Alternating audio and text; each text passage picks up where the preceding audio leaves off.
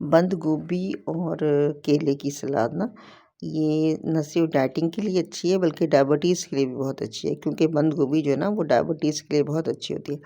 और केला इसमें बहुत ज़्यादा नहीं डाला, सिर्फ 2 केले डाले हैं, वो भी बहुत छोटे, या एक बड़ा केला ले लें।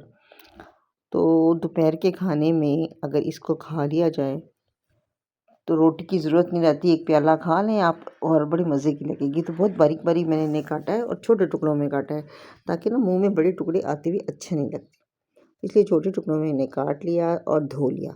धो के मैंने इसको निचोड़ने के लिए रख दिया था, और ताकि इसका पानी निकल जाए, क्योंकि फिर जब हम इसमें कुछ चीज़ें मिलाएँगे ना तो वो अच्छा नहीं लगेगा।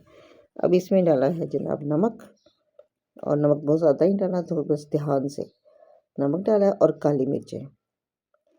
तो जो काली मिर्चें होती हैं ये भी मैंने 1 चमची डाली हैं। तो 1 प्याला ये है बंद गोभी, और 1 प्याला बंद गोभी, 1 इसमें नमक, ये पौन आधी चमची तकरीबन नमक था, और 1 चमची काली मिर्चें, और ये है मायोनीज़।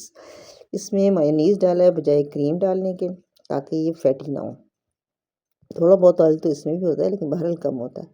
फिर इसको अच्छी तरह मिक्स कर लिया और डाले हैं इसमें 2 छोटे केले।